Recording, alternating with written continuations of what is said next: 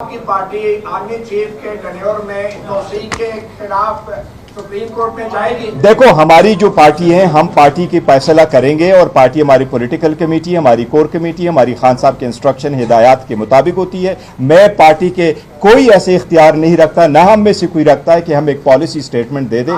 اس وقت جو ہم سٹیٹمنٹ دے رہے ہیں وہ یہ دے رہے ہیں کہ جس طریقے سے قانون سازی کی گئی یہ قانون سازی ہی غلط ہے, چاہے وہ ججز کی کون سی سپریم کورٹ جس نے 8 اور 5 کا فیصلہ نہیں مانا گیا, وہ سپریم کورٹ بیرسٹر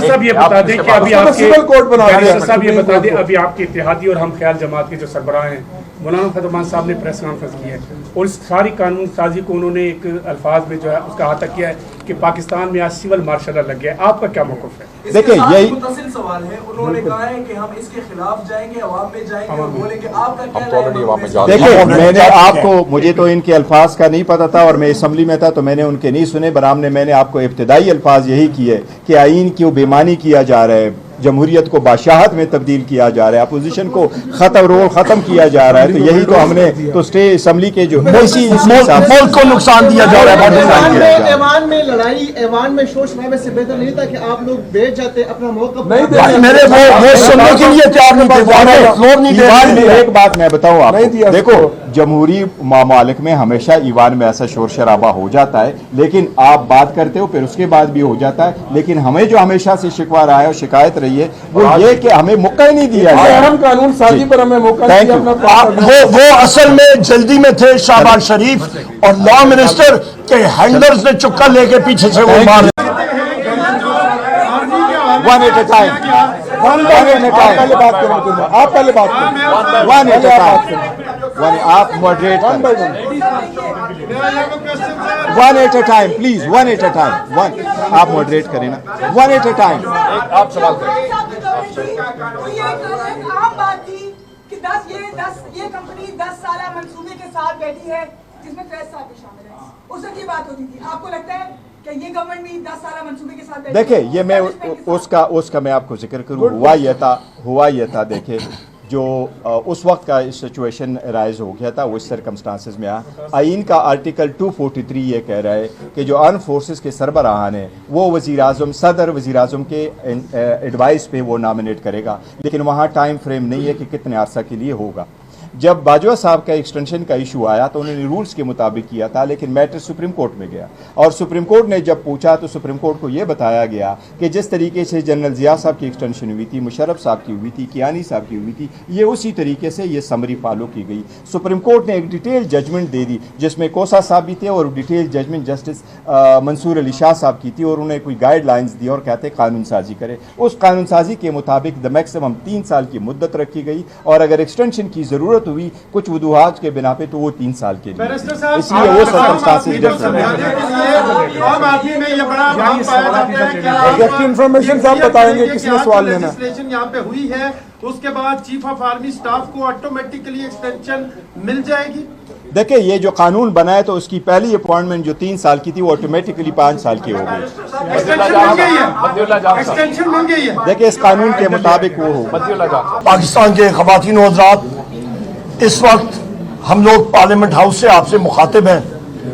آج جس طرح کہ حکومت نے یہ فارم 47 کی رجیم نے سپریم کورٹ کے پروسیجر ایکٹ میں اور اس کے ساتھ آرمی, ایئر فورس اور نیوی کے قوانین میں ترامیم کی ہیں, اپوزیشن کو ٹائم نہیں دیا, بالکل بلڈوز کیا, اس کے جو اثرات ہیں وہ ملک کے لیے بہت ہی نفی ہوں گے بدقسمتی کے ساتھ.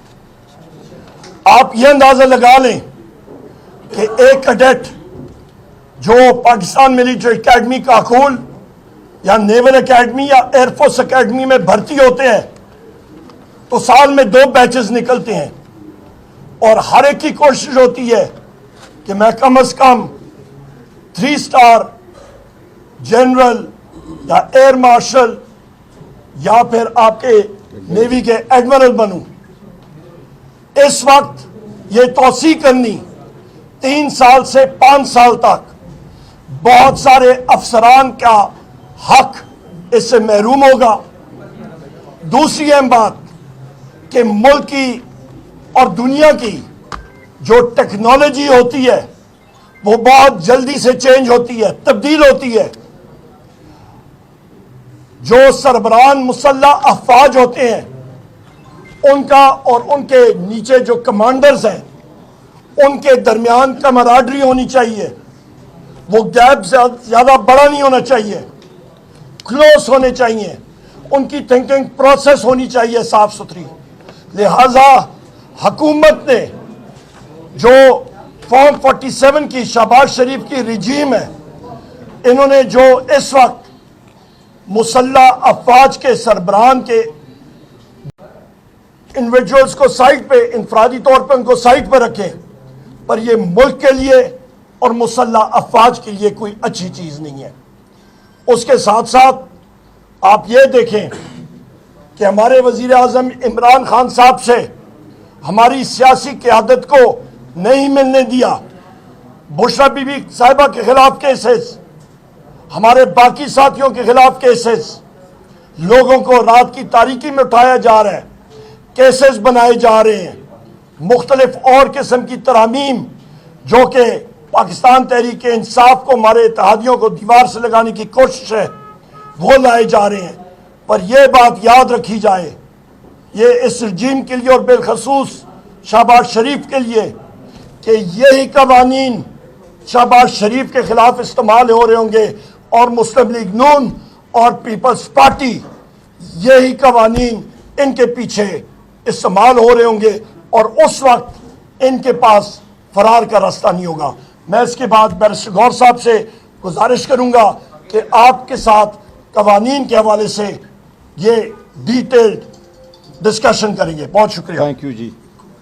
आज आप लोगों ने पार्लियामान के अंदर जो कुछ देखा है, मैं समझता हूँ जमहूरियत को बादशाहत की तरफ धकेला जा रहा है, पार्लियामान को रबर स्टैम्प बनाया जा रहा है, इस मुल्क की ईवान को और इसकी आईन को बेमानी किया जा रहा है, इस मुल्क की जमहूरियत से अपोजिशन का वजूद और इसका रोल और इस ईवान में आवाज़ उठाना ख़त्म किया जा रहा है। ये बादशाहत पाकिस्तानी अवाम की तकदीर नहीं हो सकती। पाकिस्तानी अवाम हर किस्म की कानून साजी को रद्द करती है जो बादशाहत की तरफ आवाम को लेके जाए।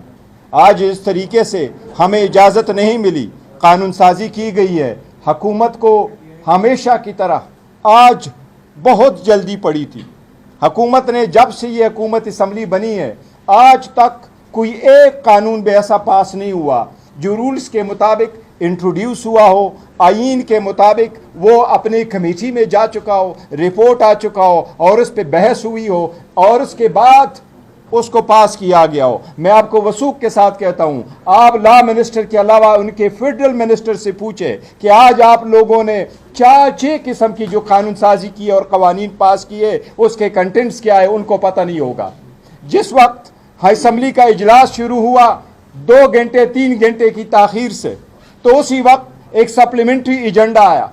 पहले एजेंडे में सुप्रीम कोर्ट की जजेस की तादाद को बढ़ाया गया, 17 से 33 किया गया। मैं सबको एक बात वाज़ेह करूं, पाकिस्तान की आबादी इस वक्त 25 करोड़ है, 25 करोड़ से कम 24 करोड़ है। इस वक्त इंडिया की आबादी 1 अरब 45 करोड़ है। इसमें सिर्फ उत्तर प्रदेश की आबादी इंडिया की 24 करोड़ है। इस वक्त इंडिया में इतनी बड़ी मुल्क में जिसमें 28 हाई कोर्ट से, जिसमें 25 हाई कोर्ट है सारी, और जिसमें 28 स्टेट्स है, जिसमें 8 यूनियन टेरिटरीज है, जिसमें दिल्ली भी चाह रहा है, चंडीगढ़ भी उसमें शामिल है, उतने बड़ी इंडिया में सिर्फ और सिर्फ 33 सुप्रीम कोर्ट के जजेस है और हमारे 24 करोड़ आवाम के लिए आप सुप्रीम कोर्ट के 33 जजेस बना रहे हैं। इसी तरह हाई कोर्ट के इस वक्त हमारे पास पाकिस्तान में सर्विंग जजेस जो इस वक्त मौजूद है हाई कोर्टों में, 5 हाई कोर्टों में, Islamabad high court, Peshawar high court, Lahore high court, Sindh high court, Balochistan high court, इस वक्त 96 जजेस है। 96 जजेस के ऊपर आपने 33 सुप्रीम कोर्ट के जजेस लगा दिए। इंडिया में इस वक्त 1114 हाई कोर्ट के जजेस है। 25 हाई कोर्टों में 1114 हाई कोर्ट के जज काम कर रहे हैं। इस वक्त 62 लाख केसेस इंडिया में पेंडिंग है। हमारे सुप्रीम कोर्ट में जब 65,000 केसेस पेंडिंग थे तो आप आईन की 26वीं तरमीम इसलिए लेके आए कि आपका कहना यह था कि कॉन्स्टिट्यूशनल केसेस बहुत हो गए, सियासी केसेस बहुत हो गए, अवाम को नुकसान पहुंच रहा है, उनके केसेस ख़त्म नहीं हो रहे, इसलिए हम ये कानून साजी कर रहे हैं। आपने तो उस कानून साजी की भी आज खुद नफी कर दी है कि इससे तो नहीं था, आपने तादाद क्यों बढ़ाई। ये लोग सुप्रीम कोर्ट नहीं बनाना चाह रहे, ये सुप्रीम कोर्ट में जजेस की तादाद नहीं बनाना चाह रहे, ये सुप्रीम कोर्ट में अपने मर्जी के जजेस बिठाना चाह रहे। जिस तरीके से 26वीं तरमीम करके इन्होंने कमीशन को कंपोजिशन कंप्रोमाइज़ किया है, जिसमें से हुकूमत की ज़्यादा मेजॉरिटी होगी, उससे ये कोशिश ये कर रहे हैं कि ये सारी जुडिशरी को सबड्यू कर ले।